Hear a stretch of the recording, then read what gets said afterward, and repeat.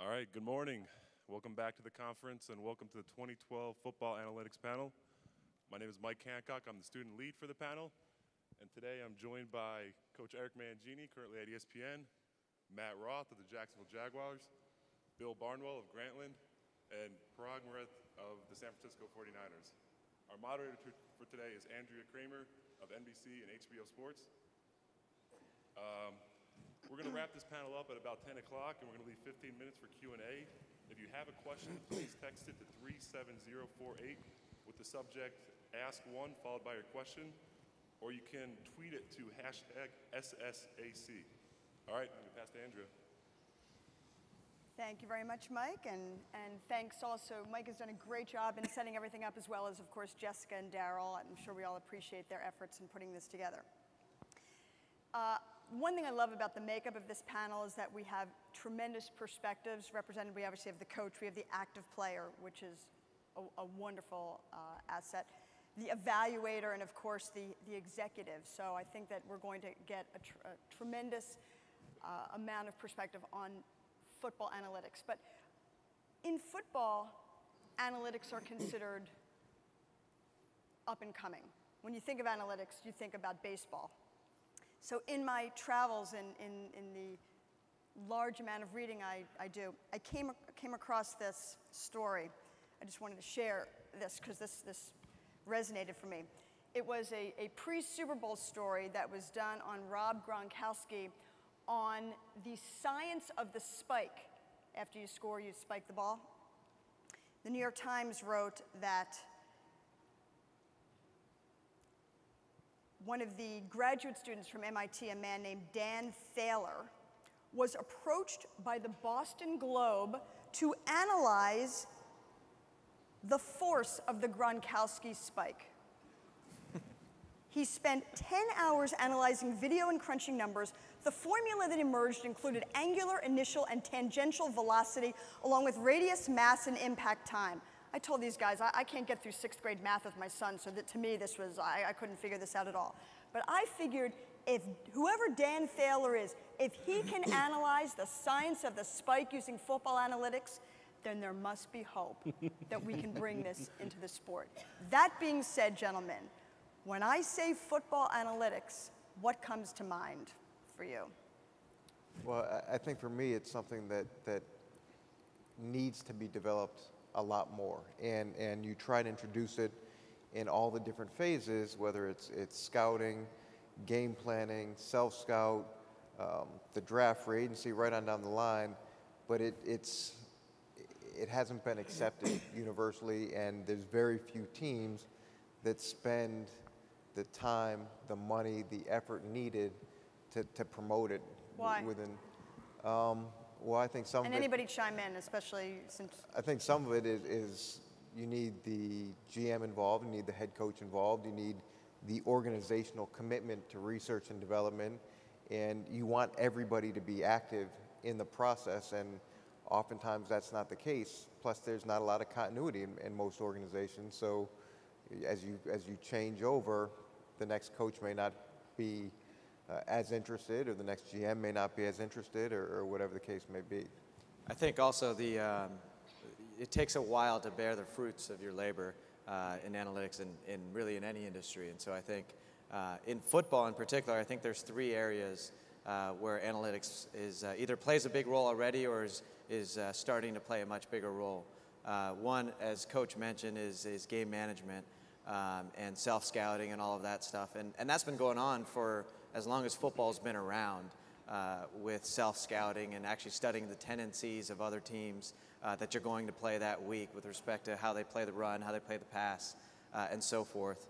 The second area is in personnel evaluation. So there still are, even though football is a little bit more complicated than other sports like baseball or basketball, where it's very discrete, you have individual events, there still are athletic traits or physical characteristics that are good predictors of performance. Again, it takes time. It takes time to see the results of your efforts. And then the third area is with respect to the salary cap. You know, football has a hard salary cap. And so what that forces all of us to do, and my job as our salary cap manager and contract negotiator, we really have to figure out how to build the team similar to a portfolio, an investment portfolio, or similar to what a hedge fund manager would do. A lot of it is really trying to maximize value, maximize return, minimize risk, and you have to use the same way a hedge fund manager will use analytics is the same way we have to use it on the salary cap. And I think that for me, football analytics is more about not only gathering data, but then making sense of that data. I don't think that NFL teams are opposed to the idea of using data. They have tons of information about, everything from the hang time of every punt to, everything you'd want to know about a college player coming into the draft. But I think the analytic process is more about making sense of that information and figuring out, okay, well, what aspect of this is useful and what of this is totally irrelevant? And I think that the teams that maybe are a little more analytic friendly are interested and involved with that process. Now it's interesting because Matt played for Eric in Cleveland for a little bit. So Eric had, this is the great test as to whether or not what you actually said was heard by your player. We're going to find this out I'm curious now. to see too.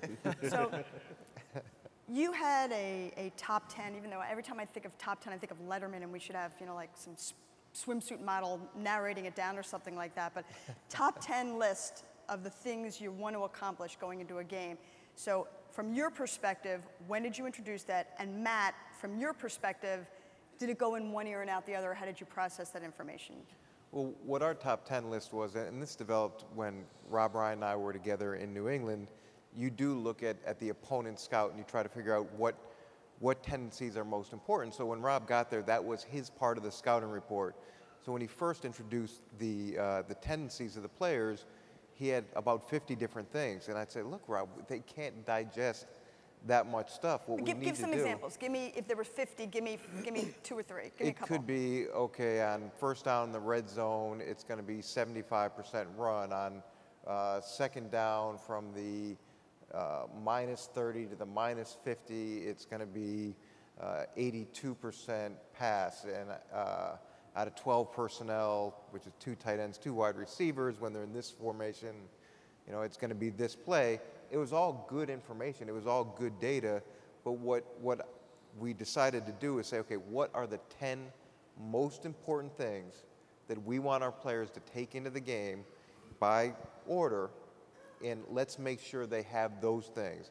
And let's reinforce it by the way that we practice the things that we show them, and make sure that they know this and have this and can use this when we play on Sunday. And you did this on Wednesday when you would basically start installing the game plan for the players? It would be part of the scouting report. Okay. So each guy would go, you'd introduce the personnel, you'd introduce the game plan, you'd introduce the statistical component, which became the top 10. So it was part of that process of teaching the players about our opponent. And as a player perspective, you would go into the week and you'd have these top 10, and you'd know that through these top 10 plays, with the percentages as a player, I could either jump or route because I know what formations they're going to run offensively. I could, as a linebacker, shoot a gap, make a tackle for loss. And you had 10 of these plays, which, usually a defensive game is around 60 plays, give or take. You had 10 plays where you could make a big impact on the game and eventually might win that game for you. So as a player, it was very valuable. And those things, Andrea, were it didn't matter which area of the field it took place. It didn't matter if it was a red zone tendency or a 2-minute tendency or a formation tendency. You took whatever the best stuff was from the big picture and boiled down and said, okay, fellas, here are the 10 things we're going to gain an edge on. And Matt, would you actually take some of this information and apply it when you were, say, watching film? Yeah, you would take, like, say, for instance, as you started getting down the top 10, and you liked a certain play where a formation were down in distance, and you'd say, okay, it's 80% we can hit them on this play. 80%, I can shoot a gap and make a tackle for loss. Well, what's that other 20%? And that's where, your techniques as a player from watching film and, analyzing it, what were different cues I could get? Could I watch a wide receiver? Would it, significantly up the percentage? And that's what you tried to do throughout the week. You try to make that percentage as high as possible, so when you go to take a calculated risk, you could say, I feel comfortable. I'm going to go for it. we're talking game preparation. In terms of game management, how are analytics used? And I want to point this out because I've spent my time literally on the sidelines, as have coach and player here. And one thing that television I don't think captures is how crazy and frenetic it gets in terms of the energy, the speed with which things are going, bodies moving. It's just crazy. That's why, you know, the pundit, George Will, once criticized football. He mocked football. He said, coaches wear these headsets where they're wired into guys above them who are telling them what they're seeing. But that's necessary because really you almost have the worst vantage point in the whole stadium when you're standing on the sidelines. So during the game, you may be armed with all this great information and probabilities and models, but do you have somebody upstairs who's got their iPad and they've got all this information and they can distill it for you during the course of the game? Because it's happening like this. You don't have time when you have to make a quick decision. Yeah, you try to have that person, and I think there's real value in having a designated person outside of the coaching staff who looks at, who understands those things, who can be the, who can call down and say, okay, this is statistically what we should do. Because the reason we went to the top 10, or you try to boil anything down, is because when you add the pressure of the situation, the way things are changing so rapidly, it's hard to keep track of all those things. So we would have someone in the booth, for example, for challenges. We hired an ex-NFL official who was head of replay to help look at the replays. It's the same thing with situational things and game management. To have that person in the booth, I think would be really valuable. We usually use someone as part of the coaching staff, but I think it's got to be advanced. Niners have somebody? Yeah, I mean, I think there's a lot of areas where during the game, analytics plays a big impact. You know, when trying to figure out when you should use a timeout or when you shouldn't use a timeout, when you're losing and on defense at the end of the fourth quarter, trying to decide what to do on fourth down in a given situation, whether you should go for it, kick a field goal, punt, those types of things, trying to factor in.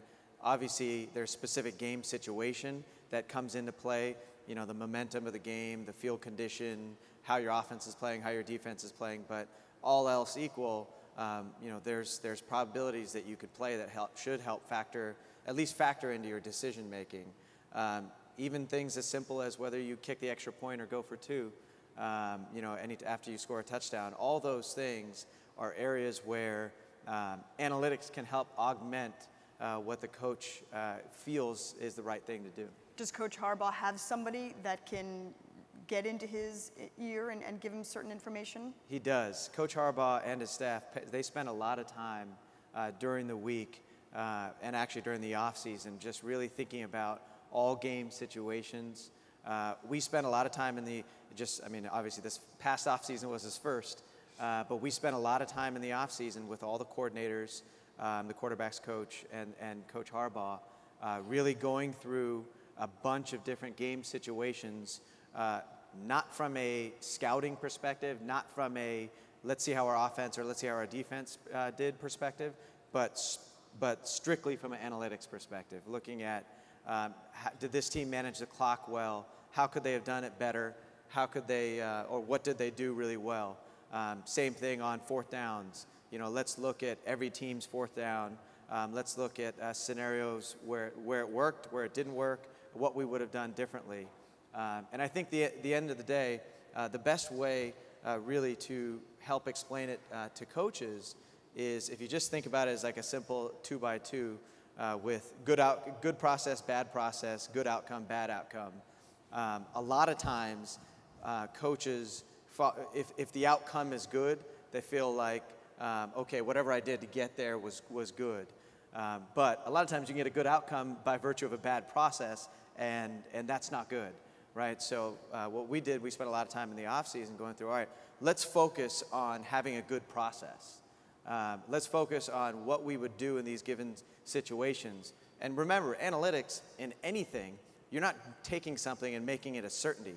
You're moving something from 49% to 55%. or, or 49 to 51, whatever it might be. You're moving the needle just a little bit to help the odds in your favor, but it's not a certainty, right? So the problem is if you do something and you have a good process, but then the result was bad, then you might not be in a position to use analytics again. It's what Coach talked about, why you need a GM and a head coach and continuity, because it takes a while for everyone to buy in, because you actually need to get lucky a few times and have your good process, good outcome 3 times in a row, 4 times in a row, before people start feeling good about what you're actually doing. And, I'm sorry, go ahead, Bill. I think that, coaches, not all coaches, I think good coaches tend to be, aggressive to some extent, but coaches are in tough situations realistically, where, they might seem risk averse in cases where, in reality, there's really no downside to it. And the greatest example is icing the kicker, where you can do plenty of studies, and every study will say icing the kicker has no effect whatsoever. But I'll tell you what, if you have 10 seconds left in a game and there's, team setting up for a game-winning field goal and you have 1 timeout left, you're never going to get flack if you ice the kicker and it doesn't work. Unless you're Jason Garrett and you ice If you ice your own kicker, that's a different story. But if you're icing the other team's kicker, no one's ever going to say, oh, well, what'd you ice the kicker for? It didn't matter. But if you ice the kicker and it succeeds, you look like a genius. Right. So even though there's no quantifiable measure of icing the kicker actually mattering, coaches are still going to do it.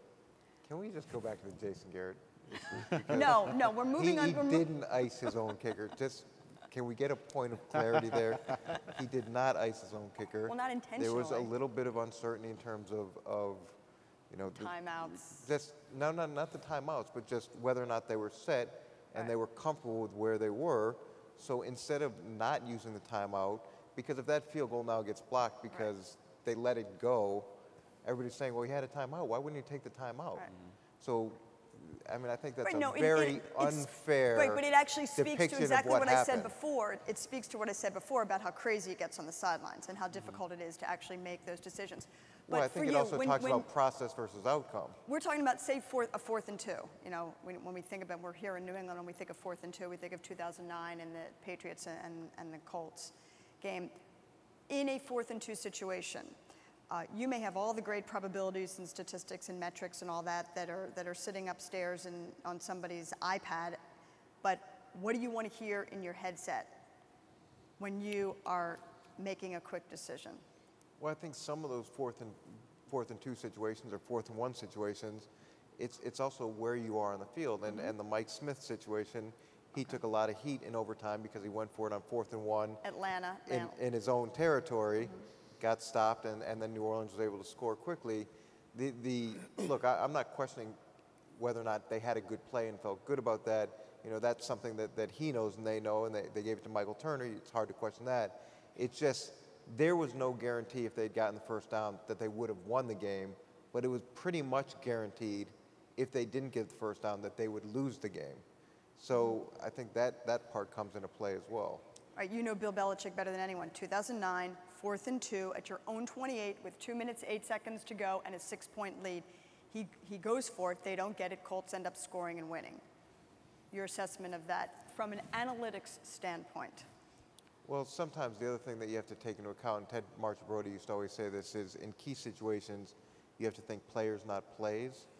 And if I've got Tom Brady and I'm throwing to Kevin Falk, I like those odds. Regardless of the numbers, those are pretty good odds. And when you are facing a guy like Peyton Manning and the way that game was going, I could see why that decision was made. Matt, during the course of a game, you want to hear anything about numbers? You want to hear anything about probabilities and statistics? It has its place. Like I said, if it's going to help me make, a big play, of course, I want to play the odds, Sometimes when you come to the sideline, it's like, well, on that play it was 7%. Why didn't you, as a DB, jump the route? Well, Peyton Manning, sometimes that 30%, that's not a run play. It could be a play action, and it could be a touchdown. So now I got to walk to the sideline, and, I wasn't playing in confinements of my technique, and you gave up a big play. So sometimes, you got to roll the dice, and sometimes No, you don't want to hear the analytics. You just Matt want to didn't play want the to hear game. Matt did not want No, to hear the numbers on the I sideline. did not want to hear can the. tell No, you I didn't that. want to hear the numbers. No. Yeah. No. Started And- with and has you- its place, too. You didn't want just to tell simply Matt no. the numbers on the sideline either. No, I wanted to come off the field and be done with it. You know, I wanted to play within the technique and the skill set, and you know, I could live with that. And that's also knowing your players and knowing who is going to be receptive to a certain amount of information at that time. Yeah, and I think that goes back to the why you try to hammer home those numbers during the week. Right. It's so that they have that when you get to the game, and you can only give them so many cues on the sideline and correct so many things, because after 2 or 3, they're done. What's the best way to use analytics in post-game evaluation?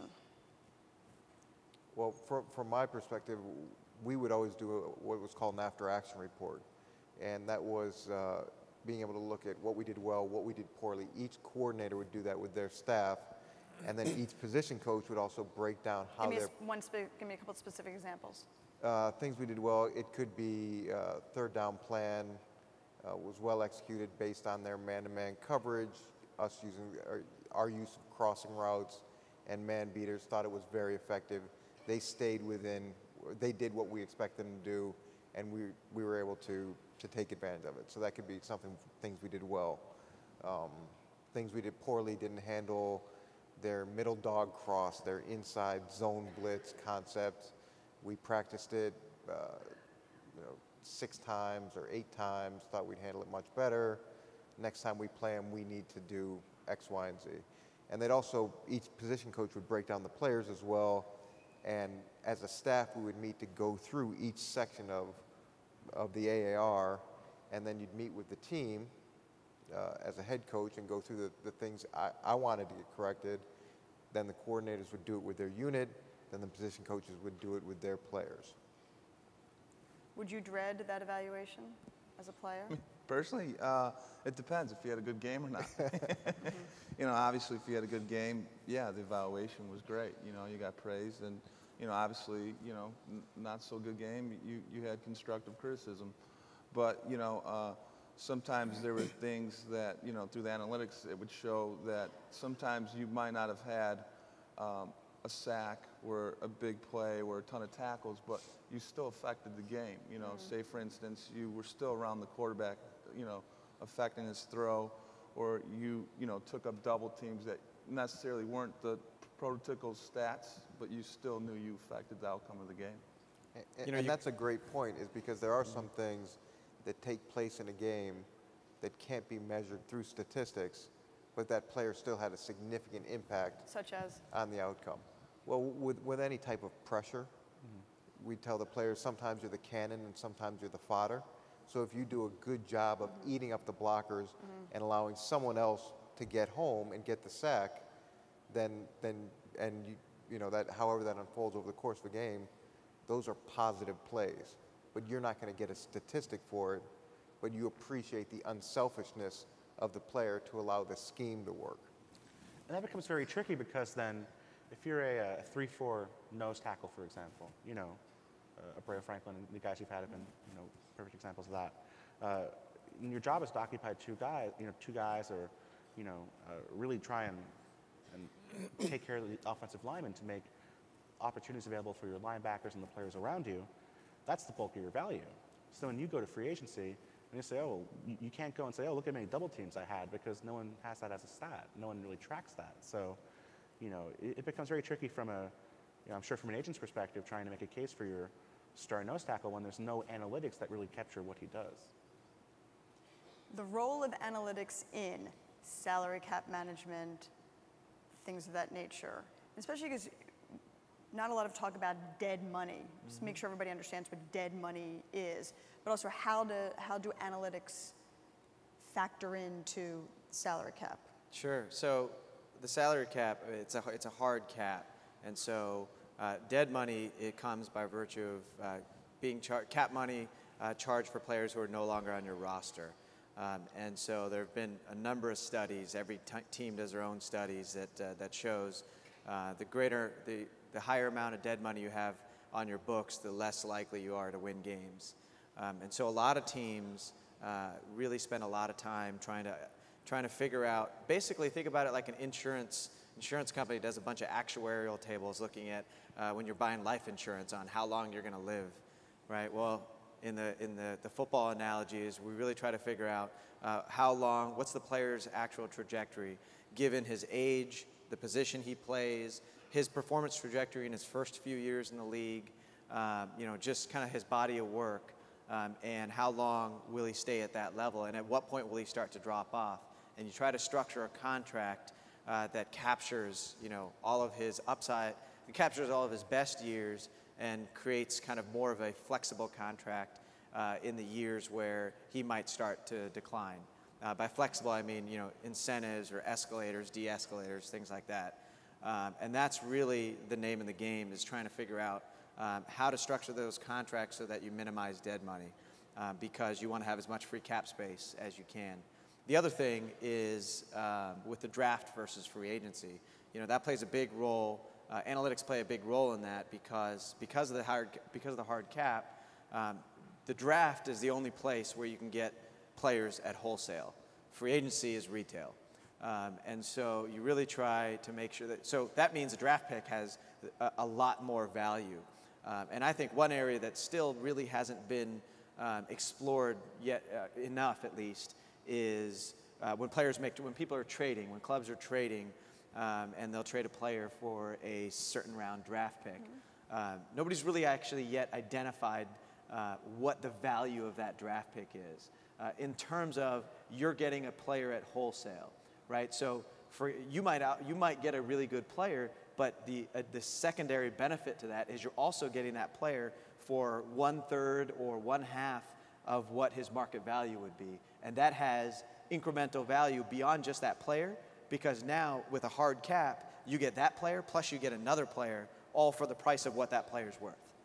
And so that's really, the draft versus free agency plays a big role in analytics with respect to the salary cap too.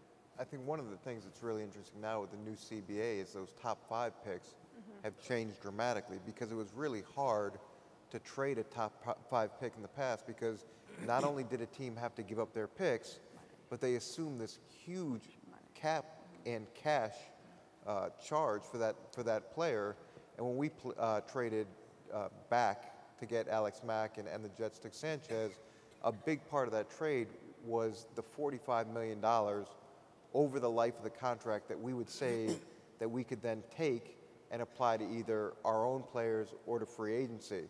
Because it's those two components, and you can only improve the team through the draft picks or through the cash that you have for free agency. Yeah, on the old CBA, with the old first-round picks, with the old way the first-round picks were paid, I mean, it really was a winner's curse to have a top 5 pick, because you had to pay them so much money. So that was retail plus. I mean, that was shopping at Tiffany's. That's where I always talk about the example. I think it was the 2008 draft or 2009. I can't remember, whatever draft Jake Long was picked. And when he was picked number 1, and he did his deal, and it was $50 million over 5 years or something like that, he instantly became the highest paid offensive lineman in the history of the NFL before ever playing a snap. Right? And so if you're the Dolphins at that time, the only way you're actually, you're going to get a good player, that's fine, but we got a hard salary cap. So the only way you're actually going to justify value for that pick is if he becomes one of the best offensive linemen, in the history of the NFL.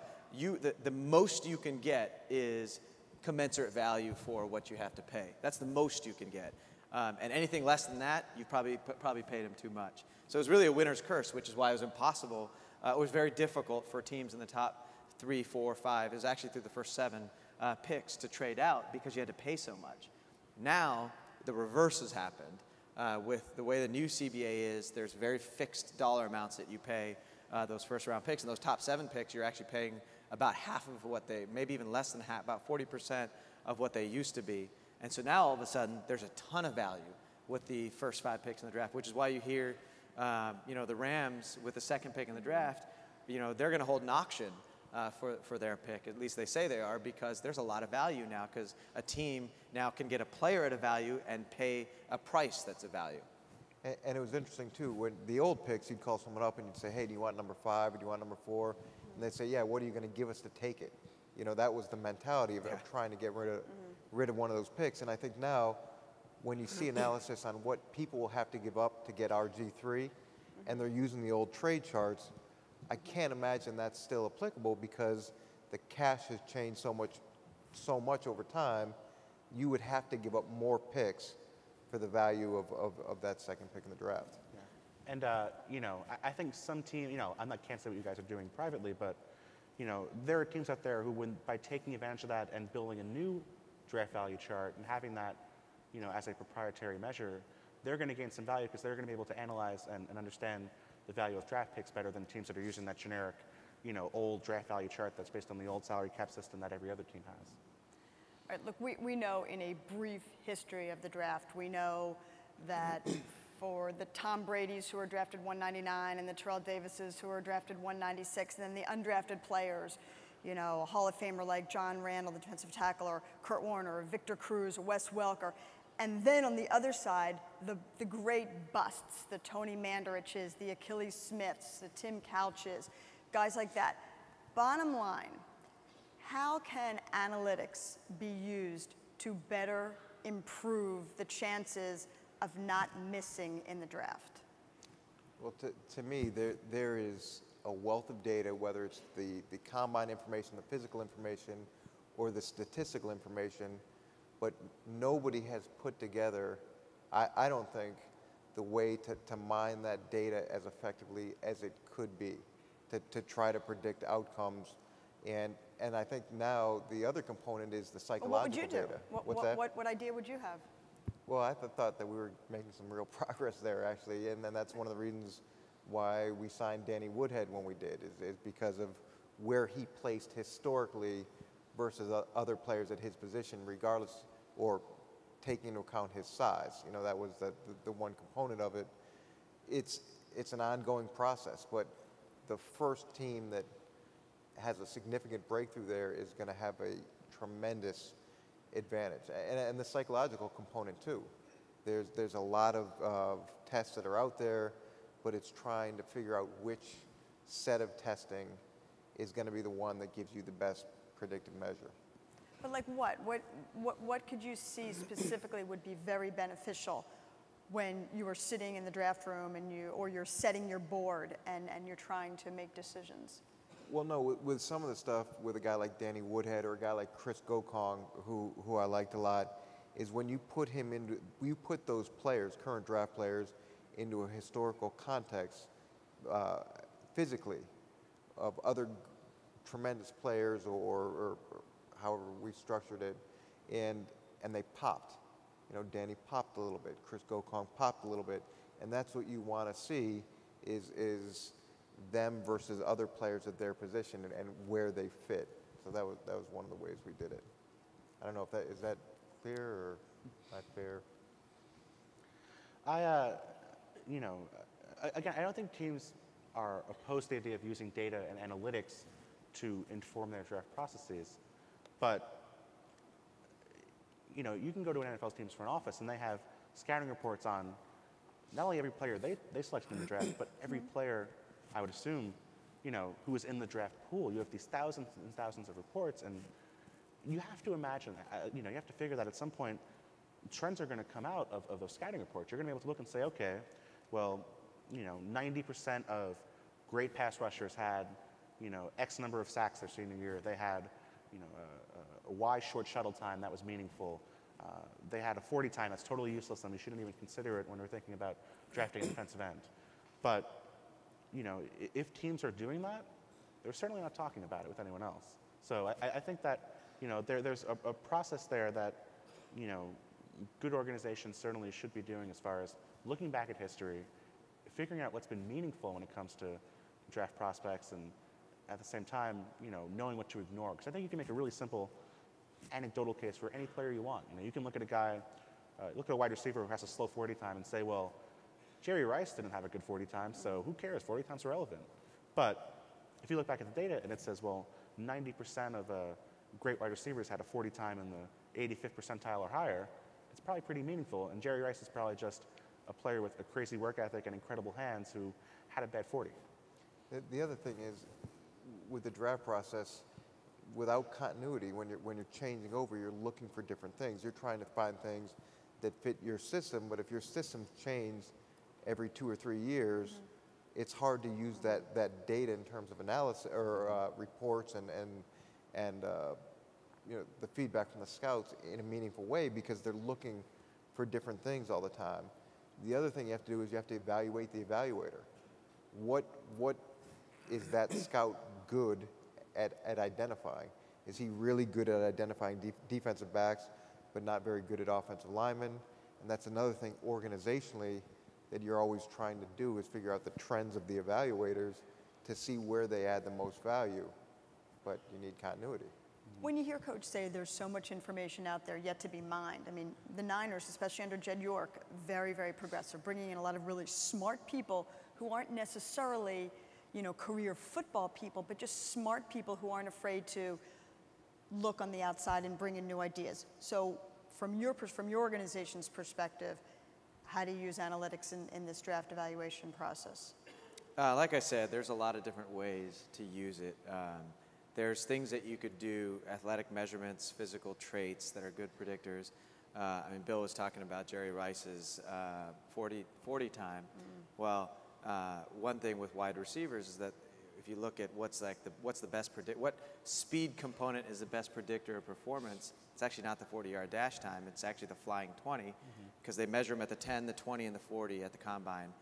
So you just take the 40-yard dash time, subtract the 20-yard dash time, so it gets you your time from the 20 to the 40-yard, which makes sense intuitively because that's the wide receiver's separation speed, because the cornerback's lined up 5 to 7 yards back, and so he's backpedaling anyway for the first 10 or 20 yards. It really doesn't matter. Jerry Rice has one of the all-time best flying 20 scores. So those types of things are, you can mine the data to find good predictors.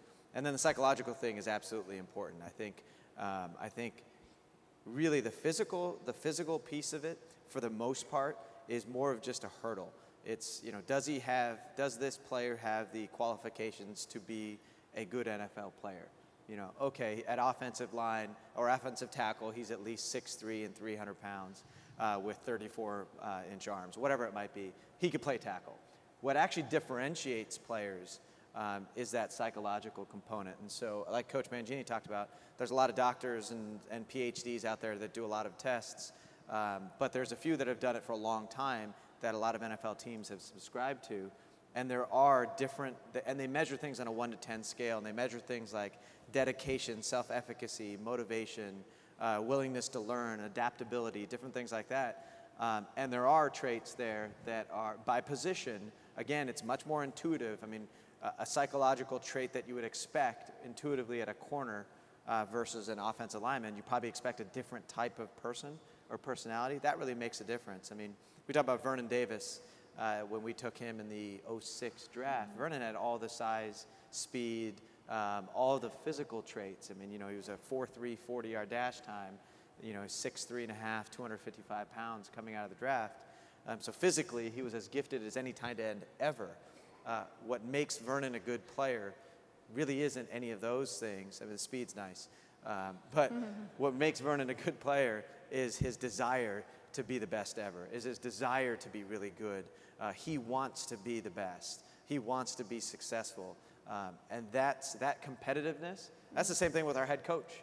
Our head coach is the same way. He's just almost maniacally competitive. And Vernon's the same way, and that's what differentiates players.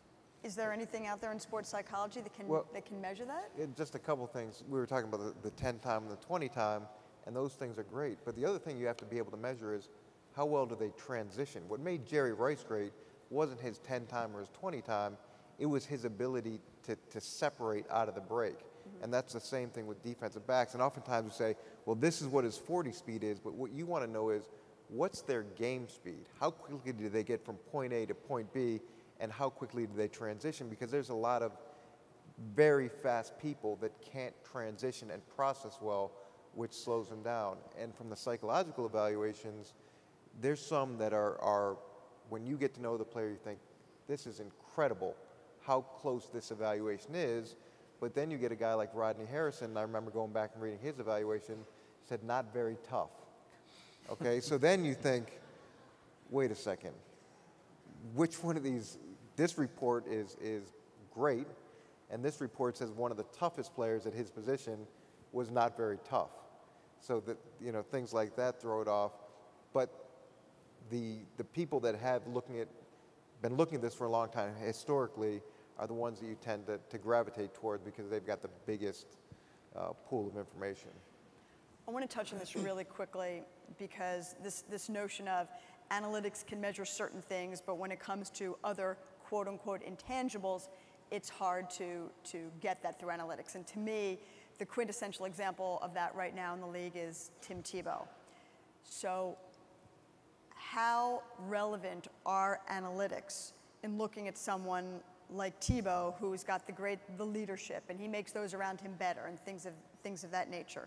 But how relevant are analytics? Because if you just looked at the numbers, not necessarily someone you'd choose. I'd say from the player perspective, you know, you're constantly being judged on what they consider the measurables. You know, your 40 time, in his case, arm mechanics. Sometimes the leadership, sometimes the ability to lead your team in the fourth quarter and win. You know, statistically, you know, you might not be in the upper echelon, but somehow the one statistic that always matters is the win and loss count. So if you got a guy that's defying all those statistics but consistently winning, I don't know how you argue it. And one of the things that was very important to me is to grade the intangibles. And I know Matt's heard this 1,000 times. We had things called core characteristics. So we wanted every player on our team to be smart, tough, hardworking, competitive, guys that were selfless, and guys that football was important to. And the scouts had to grade those characteristics. And if they had all of them in the draft, they'd be a green sticker guy. We knew that they had what we were looking for to be part of the team. And when you bring a guy into your locker room, they're a force multiplier. That one guy can make 5 guys better, and you want those players. Ray Lewis is a force multiplier. Right. But the flip side of that is when you bring one guy who's a bad guy in, they suck the life out of 5 guys, and you've got to look at that. I thought you had to start there because talent set the floor and character always set the ceiling. And you know, on one hand we say, sure, Tim Tebow has some measure of leadership that doesn't come out in his on-field performance, doesn't come out in his yardage total, doesn't come out in his, you know, touchdown to interception ratio, those things we traditionally think of as stats. But, you know, Eric's making a good point in that you can still put a grade on that stuff by, you know, from a scout's perspective. You can still evaluate how a player is perceived by his teammates, what his coaches think of him. And you do get a number slapped on that eventually. It's just a scout's grade as opposed to a number for on-field performance. And I think you can go back and test that and say, okay, well, you know, maybe, you know, what were guys like Tim Tebow like, where it's guys who, you know, succeeded maybe in spite of their, you know, normal, ordinary stat record? You know, did they consistently have higher than normal grades for leadership and for poise and toughness and things like that? Or was it, you know, something where, you know, in certain cases we remember the good examples like Tebow, but then we forget, you know, the bad examples of guys who were great leaders and then didn't produce at the pro level. So it can be tricky. Andrea, one of the things I always hated when scouts would say to me is, he's immature. Well, what does that mean? So we're going to give him a bunch of money, he's going to have a lot more free time, and he's going to have fame, and that's going to help his maturity? Like, what tells you that this guy is going to get better with time? What are you saying? Or the other classic one is he's a reps learner. Well, is it 1 rep or is it 20 reps? What does that mean? And it's these sort of generic ways to gloss over something instead of saying, okay, these are the issues. And we'd go back and forth, and I always felt with the coaches and with the scouts, I'm okay making a decision as long as we're not surprised by what we get when the guy gets here. So if we decide to take someone who's a hard learner, then we can't be mad at him for being a hard learner. It's going to take him some time, but we knew that. But I don't want to get a guy here who you say is a reps learner, he can get it, and we haven't really defined what that meant, and then he can't really get it. That's our fault. That's our fault for not figuring that out ahead of time. There's one other area I want to just touch on in which analytics might be used and maybe need to be used more, and that is, it employs the great cliche, you can't make the club in the tub. Injury prevention and analysis. How can analytics be used in that realm? Because bottom line, if you're not available to be out on the field, you can't produce, you're not helping the team. Well, we try to develop a relationship in New York with the Australian Institute of Sport, and they do a lot of great things with GPS tracking. They have these sports scientists who will sit out. GPS tracking? GPS tracking, so they have these devices on the athletes, and they're analyzing load during the course of practice. So if a player is only supposed to have a certain amount of work during practice, they could measure that. Because there's a difference in football, for example, for a wide receiver on a running play where he has to go 3 or 4 yards and block someone versus running a 9 route. So those are both plays, but they're radically different plays. So we were trying to do something there. It didn't really work at that point with us because of the pads and the contact, but that was something we were looking into. We would track reps though, and if the trainer said he could only be in 20% of the plays, well then we made sure that that's what he got. And someone actually went through, and at the end of the practice, I knew Matt had 26 plays, or I knew where Matt had those plays, and the trainer knows where he had those plays, and the coaches know, and it was everybody's job to make sure that we were staying within those boundaries to give the player the best chance to be successful on Sunday. And injuries, I mean, it's everything. You only have a 53-man roster, you only play 16 games, regular season games, at least for now. And so, the average team, luck factors in. You can't predict entirely what's going to happen. There's fluke plays. And an average team, I think it's like 60 starter games are missed per year. So if you think about that in context, that's 4 starters missing the entire season. You only have 22 starters, so if 20% of them are missing the entire season, that's the average NFL team. So really, the teams that are successful in any given year are the teams that stayed healthy, that their starters stayed healthy. This year on defense, we were fortunate. I think we only had like 3 or 4 starter games missed on defense all year. And that really helped contribute to our success on defense this year. So yeah, injuries, when you have a small, short season, with so few games, each game means so much more. And so a player being injured, being out a game, that's a lot of the season versus a baseball player being out a game. Right, which is even more reason why you have to marvel at what the Packers did 2 years ago because of all the injuries that they had. Sure. Absolutely. Bill? And it's a huge competitive advantage for a team that, is able to consistently year after year, if not avoid injury altogether, if they have a better prehab program, if they, have something within their scouting where they're scouting and finding players who are going to stay healthier. Tennessee is a perfect example, where Tennessee year after year is pretty much one of the healthiest teams in football. They can go out and they say, okay, we can bring in a guy like Matt Hasselbeck who has injury issues, and chances are we're going to get more out of him than a team like St. Louis, which constantly has injury issues. We can get more out of him than St. Louis can. And that's, if you can get an extra game out of your starting quarterback relative to what you can get for a different team, it might be the difference between you making the playoffs and you missing the playoffs. So, having that advantage is worth millions upon millions of dollars every single year. It really is, just a huge sort of hidden thing that people don't think about when it comes to analyzing why teams win games. And exactly to that point, I don't know if you realize this, but your new owner in Jacksonville has come in with this mandate. Your trainer, Mike Ryan, is a terrific friend of mine and one of the best trainers in the NFL. And they're completely redoing the training, everything, the training, the physical plant, the philosophy, everything. They're sinking a ton of money into that aspect. How crucial is that? Well, I think it's you're protecting your investment. I mean, we are millions of dollars, athletes, and you have to protect that investment. And if you do the analytics, a guy that's playing and healthy and on the field, he's gonna you're gonna get the return on your investment. Right. So it makes sense. And look, there's a lot of time and money and research that's put into this, and there's a lot of coordination between the strength coach and the trainer and the coaching staff and the front office to try to get to the best possible outcome. And you'll study trends and injuries during training camp, try to adjust the schedule, and it's really important to go back after the season and say, okay, use your AAR again. What are the things we did well? Where do we need to change? What do we need to try? What are people doing in Europe?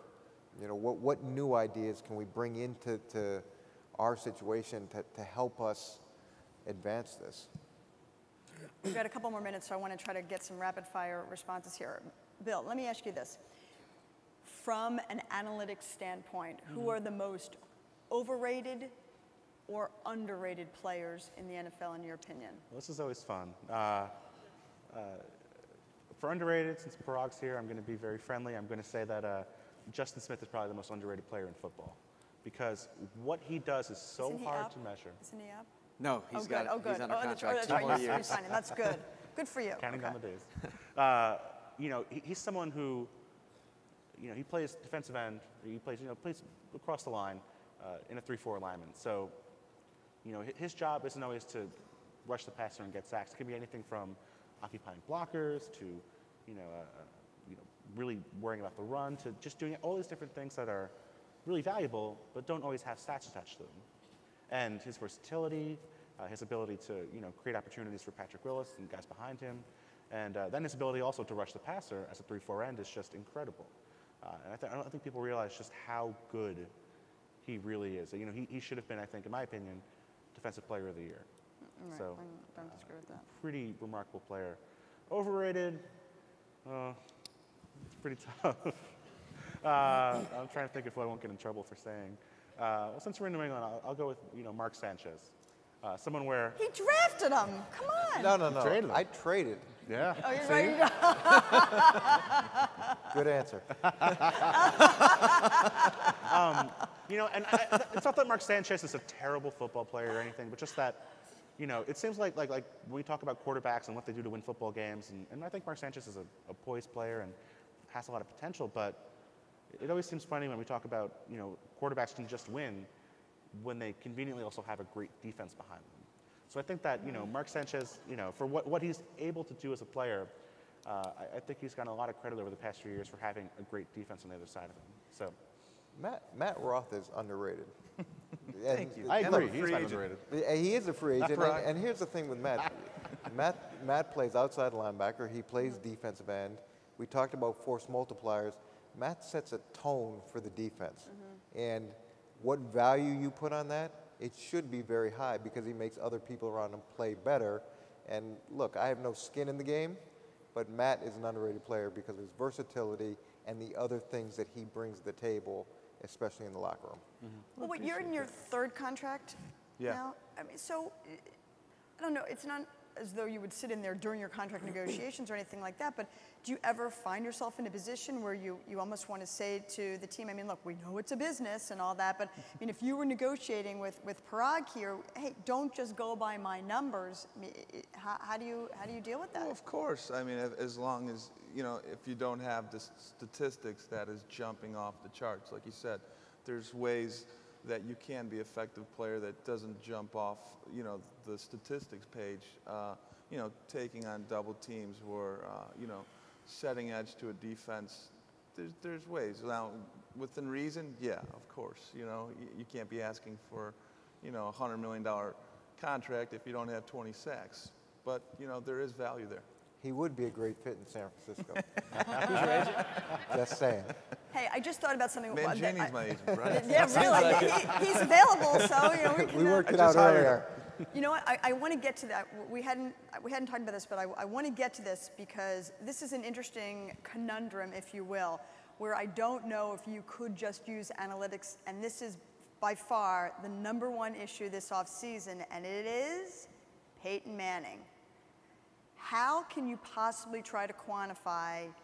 I mean, there's so many different things. I mean, #1, we obviously know that let's assume he's healthy enough to play, okay? We're going to assume Colts are going to release him. They're not going to pay $28 million on March 8th, and that he is healthy to play. What do? How do you use analytics to decide what he's worth and where he should be best hired? See, this to me is the toughest part of the transition into TV. is let's assume he's healthy. Let's assume he's going to be cut free. Right. Well, how to use analytics to evaluate it. Right. I think those are all tough assumptions, Andrew, because he's a 36-year-old quarterback coming off a neck injury. But if you're going to get Peyton Manning, that we all know as Peyton Manning, then you are going to assume that he's going to produce at the level that he was at with maybe a slight drop-off. I think the most important thing, because we traded for Brett Favre and I had him in New York, the most important thing to me in bringing in a guy like Brett Favre or Peyton Manning is to do the things that allow him to be successful. Because part of him being Brett Favre or Peyton Manning is the system that he ran. So to bring those guys in and force them to run something different, I don't think that's a good approach. You may use the analytics to say, okay, what is he best at, and how can we make sure that we're giving him those tools to be successful? But also, you're dealing with Peyton Manning. He's gonna have a lot of insight as to what he wants to do and what he thinks is going to help him. And I think that Eric made a very good distinction, is that between Peyton Manning is healthy enough to play, and Peyton Manning is healthy enough to be Peyton Manning. Right, but you know what? I think it's pretty much a given. A team is going to sign him and not know that definitively. That's a risk. It's a risk. There you go. That's where we need analytics. Yeah. It's a risk. How much are you willing to pay for that? How much are you willing to pay for the chance of getting Peyton How Manning much to be would Peyton you, Manning? hypothetically? Would you? Yeah, how Don't worry, much would you I'm hypothetically trying to get you in pay? trouble, but we As got an the executive protector of over another here. team and Peyton being that's under right. contract, Yeah, I'm we gonna can't abstain. tampering. I'm Yeah, sure the I know, Chiefs no could appreciate tampering. that too. That's right. Yeah. Yeah, Romeo needs to learn how to keep his mouth shut a little bit. I understand that. Oh. Any other thoughts on that numerically? I think that if it was my perspective, I think I'd want to track and see, less than an analytics perspective, I want to watch him on tape. I want to see, what looks different with Peyton Manning from 5 years ago versus Peyton Manning now. And I'm not a scout. I'm not an expert on quarterback mechanics by any means. So, I'd want to have my scouts looking at that. I'd want to know, okay, maybe he gets his 20-yard out pattern. Maybe he gets that out, a tenth of a second slower than he did 5 years ago. And if that's the case, how does that change his value and change his ability? But you're not going to know any of that prior to You're not signing. gonna know. Right. that's the You're problem. just guessing and hoping that that's the case. You're going to have to sign him, cite. There's not going to be a workout. Right. I mean, you're just saying, okay, we assume he's going to be what he was, and what's the precedent that you're using? Right. All right, they're going to start playing the music, sort of like wrap it up. We're going to give you the hook. But because there are probably some folks out here who may actually want to work in this business one day, I want to have our last question coming full circle. You've talked about that you think there's many more opportunities for analytics to be used in football, besides the science of analyzing somebody's spike, that's for sure. Where can analytics best be used going forward? Where would you like to see inroads being made in terms of whether it's trends, player evaluation? Where do you think? Where can analytics fill in some gaps? Well, I think there's opportunities in all those areas. One of the areas where I think someone could have an impact is the draft. That to me, if someone, especially in quarterback evaluations, if you could figure out the pattern and the predictor for quarterback evaluations, you can be very, very wealthy very quickly. Yeah, agreed. But really all areas. The NFL is still sort of learning how to be more analytical. I mean, you mentioned something earlier today about coaches with their iPad upstairs. The NFL, to give you an indication of where they are with analytics, NFL has an anti-technology rule during games. You can't use a computer, an iPad, calculator, watch. Can't have any of that. That's on the sidelines. During Is that games. upstairs? Upstairs. Really? You can't have Even any of that. upstairs? It's because the belief is that it's anti-competitive because one team's computer person might be better than another team's computer person, which really is no different than one team's receiver coach might be better than another team's receiver coach. Or one team's quarterback might be better. Right, but so that's just an indication of where the NFL is and where it still needs to go. So all areas would be my answer. Yeah, I agree. I agree with Eric. I think draft and development is the biggest thing. I can't believe that the Pittsburgh Steelers don't have some secret about developing linebackers and defensive players that, most teams don't have. So what are they doing differently? How are they succeeding in ways that other teams are not? And then, the hard thing with the draft is that it's really hard to do this kind of research from the outside because I don't have access to scouting reports, but you know, on the inside, when it comes to a team's proprietary information, like I said, there's thousands upon thousands of scouting reports based on guys from the past, and it's not going to be perfect. Like Eric said, you're going to have to adjust for the scheme that you're playing in, and you know what you were looking for at the time versus what you're looking for now. But I can't imagine that there's not useful information to be gleaned from, you know, all those grades and all that information, and even the words, let alone the numbers. All right, you're used to working under pressure. We give you the last word. I like them to do away with the 40. Come up with another. That's it. Just no more 40. That's all I want. All right, we thank our 4 wonderful panelists. We thank you for your rapt attention, and we'll see you next year.